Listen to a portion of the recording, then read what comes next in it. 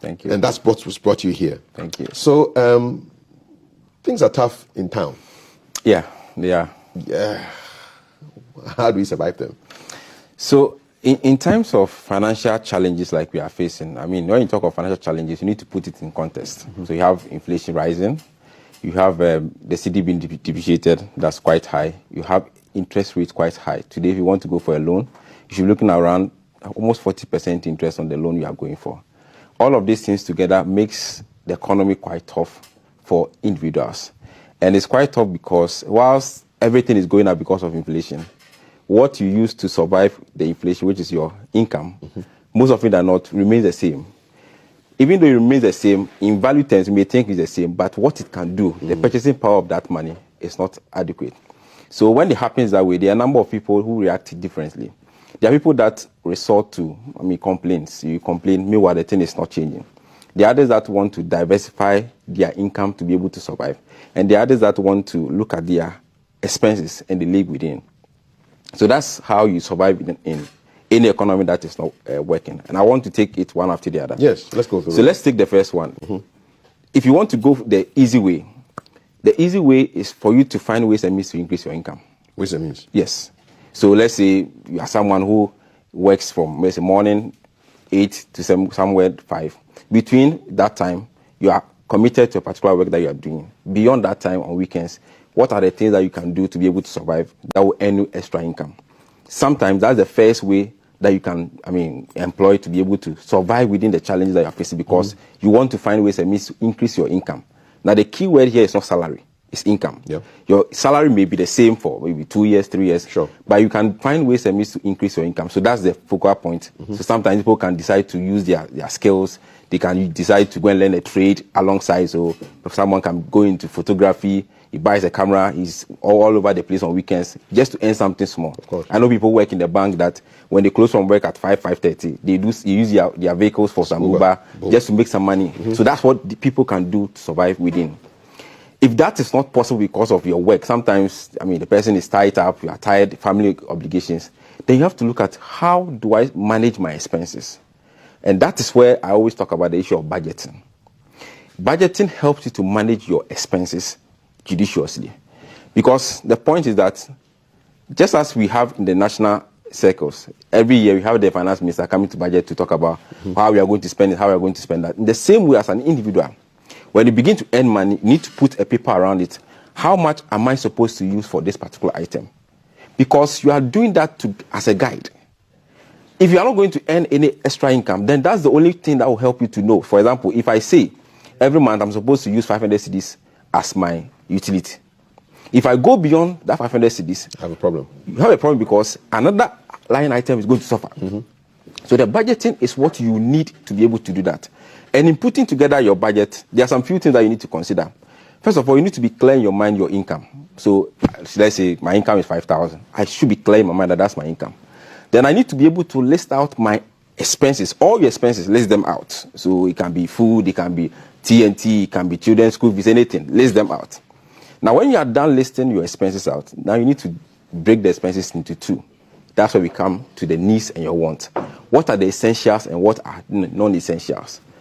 Once you break it down, then you'll be able to allocate percentages to which of them do I need to survive on today. So chop money is an essential. Drinking beer with the guys after work is not. It's non-essential. So you can decide to put that aside, or even if you want to do it, you reduce the number of times you do it.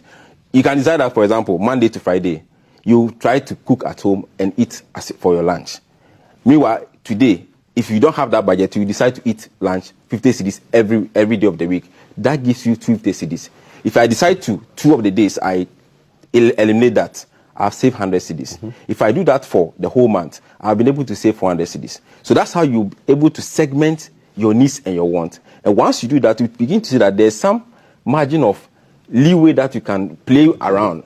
Other than that, you always find out that if today you ask someone to do their budget, then 9 out of 10, you see their expenses more than their income. So you realize that you have to now fall on friends for some support. If you are someone who has access to loan, you now have to go to the bank for loan. And don't forget, if you are surviving on loans, to be able to cover your day-to-day expenses, it becomes a hole that you have dug. You always have to fill it. And once you are failing and you are not building the base out of it, you will always be struggling financially. And when there's an emergency, like we saw in 2020, there was COVID, there's a disruption in your work that you do, it means that for the next 2 to 3 months, in trouble. You are in serious trouble. So that's where budgeting comes in, to be able to plug some of the challenges that we go through. Why do people find it so hard to do a budget? It's what we call self-discipline. So putting the budget together may not be too difficult. If I ask someone to do a budget, they can just do it right now. But the difficulty aspect is you putting it into practice. You seeing something that you like. So, for example, you're a lady. You like to hold different kinds of bags. You've developed that habit for it. The ability to see the bag and not buy it, even when you know it's not part of your budget, is a difficult aspect of the whole concept. It's also because we sometimes go with expenses based on our emotions. So I've always said that when you're extremely happy, be careful the things you buy. If you're extremely sad, be careful the things you buy. Based on research, when you're extremely happy or you're extremely sad, you tend to take the wrong decision when it comes to your finances. It's like someone is sad. They can just go to a place, drink, just because they want to feel okay. They are happy, they can make some promises and forget that, hey, this promise, I need to handle them. So these are the things that we need to consider. Emotions play a part of how we spend our monies. For example, you get to the house, your child has come from school, the child is first in the class, you are so much elated, you make some promises, I'll buy you this thing. Meanwhile, you know in your budget it's not there. So self-discipline is critical beyond just having the budget, which is a paper that you have in your room, but how to go by them, how to say no to a family member when you know that saying yes at that point in time will mean that your child will not be able to go to school. What is a creative way of saying no? Give what you can afford. So, for example, you ask me for 100 cedis. I know in my budget I have a balance of, let's say, 50 cedis that I can play within. I'll give you 20 cedis. I will not be able to survive if I give everything. So I'll give you what I can afford. Yeah. That's the first thing. The second thing is communication. You need to sometimes communicate where you are to people. Sometimes the kind of lifestyle we live outside, the kind of things that we say outside, we do outside, give people the impression that we have it. Meanwhile, ordinarily we don't have it. So when you give that impression and family members now sit down, family meeting, we now need your support because we have been talking plenty that you have money and you can't give anything, that's where the challenges come in. So how we also communicate our lifestyle is critical. And there's something we call lifestyle adjustment. Lifestyle adjustment here basically means that make sure you live your life within your income and not your income chasing after your lifestyle. Because your lifestyle can be fit into your income easily. If you are surviving on 5,000, that's the only thing you have. And I always give this example. If I give you this bottle of water and I say, drink this bottle of water between now, passing through the desert to Morocco, you survive on this thing well. Because that's the only thing that you have. Yeah. But if I tell you that, just when you need water, I'll give you this water, you just drink it, and you come back again. So when you are living your life within an income, see it as this water. That's the only thing you have. If support comes from anywhere, that's a blessing. But until the support comes, this is what you are surviving on. And that's the mindset that you need to develop yourself, and not to say that things are tough. Yeah, things will always be tough. As we speak, things are tough, but people are still buying cars. People are still doing things that they want to do because they have been able to create avenues that support their lifestyle.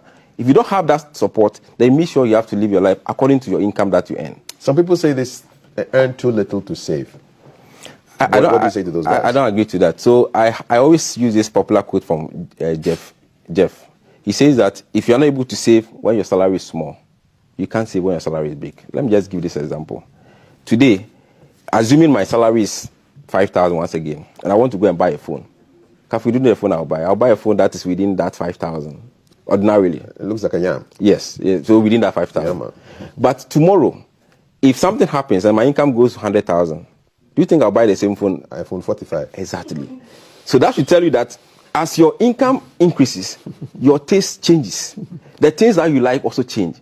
So if you don't manage yourself with the little that you have and expect that you are waiting for some huge jump before you begin to do certain things, it doesn't work because you have not cultivated that habit to do that. So even if it's 500 cedis that you are earning, and you can even put 10 cedis aside or 20 cedis aside, when that 500 cedis jump to 20,000, you will know that you need to increase that 10 cedis upwards. So it's a matter of deciding that I want to start it and not to say that it's too small. Of course, if it's too small and you can't do anything, don't forget the savings you are putting down is for you. If tomorrow you need it, it's just support you. It's not to support anybody. It's still your money. It's still your money. So it's better to cultivate the habit to strain yourself, be disciplined, and put something aside today than to say that you are waiting to get a huge income before you do that. Because I've already explained that if income goes up, your taste goes up. Now you won't go to the bean seller to just go and buy beans. You want to go and order for food from somewhere because you think the money has come. And as you do that, you realize that if you are buying beans at 20 cedis, the new place that you are going will be 100 cedis. It means that you have jumped from 20 cedis to what? 100 cedis. 80 cedis difference. That's going to eat up the jump that you are seeing in the income that you receive at the moment. So that's how some of these things work. If you don't learn to manage it within the little that you have and expect to do something when it grows, most often than not, doesn't work. So discipline is almost it's like a mind game. It's also like a muscle. You have to use it to get used to it. Exactly. Once you start little by little, then you'll be able to build up. For example, personally, in the past, I used to be able to do automations of deduction when it comes to my investment and savings. Because I've done it over a period of time. Now, I don't even need that. Once the month is up, I know that I need to do this thing. And that's based on years of practicing the same thing over and over again. So if you don't take a step, whether you are young, whether you are old, to do it, I engage a lot of people. There was a time someone called me from Canada. And the person says that he wants to go on retirement in the next 5 years. And he now wants to do a plan to go on retirement. And he mentioned an amount that he wants to go on retirement with. When we did the calculation, the guy had to be saving and invest around 10,000 Ghana cedis every month. And the guy said, hey. And I said, yes. If you had started this same plan some 15, 20 years ago, that 10,000 we are talking about today would have been maybe 200 cedis in the past. But because we always wait till we get to the point of retirement, that is where sometimes we struggle. And don't forget, SNIT per history can only cover for 63% or so of your living expenses at the time you are going on retirement. So you got to find your own money. You have to find your own money. What happened to the guy? After he said, hey. So he never came back. Kaish. He never came back. Because he realized that it's not possible. He never came back. But could he have been helped? I mean, if he could have found a way to make that 10,000. Exactly. He gave up too early. Yes. Because, I mean, when people see challenges, some people embrace the challenge. Others think that it's too hard. So let me just go. But don't forget, as you go, the solution you are going to look for has a difficult aspect to that than what I'm giving you, because this is more simpler. You said you want to, let's say, get 10 million Ghana cedis on retirement in 5 years' time. You can say that based on the 10,000, I can't afford that. So let me go for 5 million. Scale down. Yes. And that will mean that the amount you are also targeting will also come down. But if you think you want the same thing, then it means you have to sacrifice now. People don't like the hard work. No, we don't want. You're watching GTV Breakfast, and we are looking at surviving the hard times with savings advocate Patrick Ban Abankwai. You can follow him on Facebook. He's got a really interesting page there. I just followed him before I got on.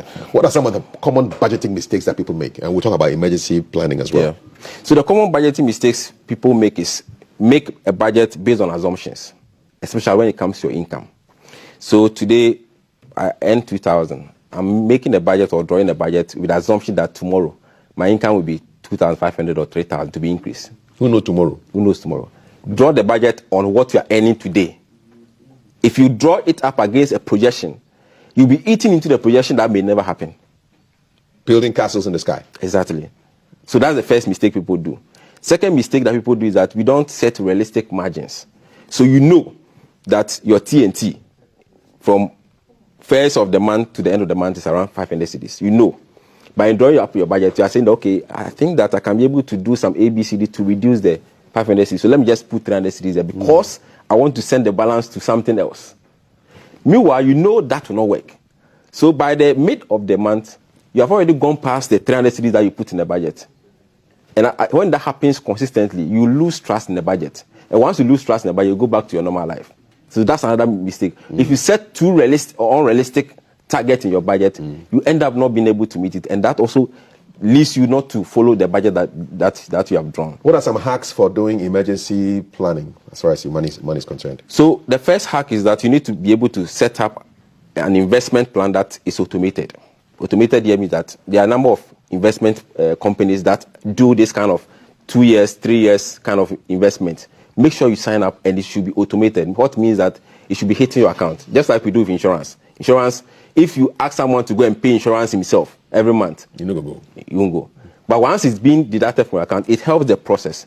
So if you want to do emergency planning, and when you talk of emergency plan, the rule is that you should be able to have saved or invested an amount that should cover for between 3 to 6 months of your living expenses if something happens. So what means that if today you lose your work, your job that you do, you should have some money or investment that will cater for 3 to 6 months of your living expenses. Because the assumption is that by which time you would have gotten another source of income within the period. So if today, if you are watching and you don't have that, it means that you are just living dangerously on the border. Give them hope. What should they do? What they should do is that begin to start to invest and save now, immediately, no matter how small. And there are a number of products out there that will support you. You go to the pension companies; they have this personal pension plan. Just sign up. Something small. Some investment companies start as low as 20 cedis. You can do 20 cedis all the way to the top. Just start something small, and that will be the fallback if something happens. You don't throw your hands in the air that things are tough. Things will always be tough, but you have to take the step today. And if you think that these are not working, then as I said, find ways and means to generate extra income to support whatever you are doing, because sometimes that's the only way out, no matter where you find yourself. If you could redesign the educational system, how early would you get people to start learning things like this? Basic school. One time. Basic. People should begin to know and understand these things. Some of us, we actually learned it the hard way. So you go through challenges, then begin to, okay, now this is the way out. By which time you have lost about 10, 15 years of your time. And I think these are things that should be taught at school. I did an article some years back, and I did the article saying that basic school, people in class 4 upwards, they should start learning. They should learn about money. So that once they are learning, they cultivate the habit to be able to put something aside. And parents should also make it mandatory part of what they teach their kids. That when you get the money, don't spend all. So piggy box is that's what we used to call the box. It's mandatory. Make sure they always deposit some money into it, and also walk them to the bank. If you open an account for them, walk them to the bank for them to count the money, deposit themselves. As you do this, kids begin to learn savings culture. If you don't teach them these things, it will be too late. By the time they get to your end, they have wasted so many years of their time that they could have used to invest wisely. I think Africa must do more. There was an inscription on one of the walls in Common Hall. They say, Sisala must catch up. I think Kafi must do more. I think you must also do more. We must all do more to teach our people how to handle money so that the hard times can be managed. What's your final word on our conversation we've been having on surviving the hard times? So what I would say is that I always say that the best advice are the advice that are very simple. That's the best advice. So sometimes because they are simple, we tend to ignore them. So the first advice I've given today is that you have to learn how to budget. Budget to be able to streamline your income. 2, manage your expenses. Expenses that are not needs, but are wants. You can manage it in these tough times. 3, find ways and means to diversify your income. It's always important that you have diversified income. How many streams do you have? Just curious. Just curious. Oh, let's say about 2 or 3. Good. All right. So it's always important to have streams of income, because when one goes down, you have others to survive on, and you never know tomorrow. So it's important. Then the final thing is that when it comes to wealth creation, it is not a mystery. It's a formula. You need to learn how to do it. What is the formula? The formula is what I just mentioned. Okay. Learn to budget, learn to increase your income. These are the things that will help you to get to a point where you can decide to stop working and be comfortable. Oh, this is, if we do this conversation in pidgin, so we go reach down to the marrow of the people. No problem. You know, no problem. Thank you so much. This has been Patrick Ba Abankwah, savings advocate and investment consultant, teaching us how to survive the hard times. Do you have an emergency fund worth 3 to 6 months of your living expenses? If not, don't worry. You can start now, okay? And let's make things happen so that we can survive these hard times. My name is Kaf. There's more corner. I won't tell you. So you just have to wait. You have to wait. So wait.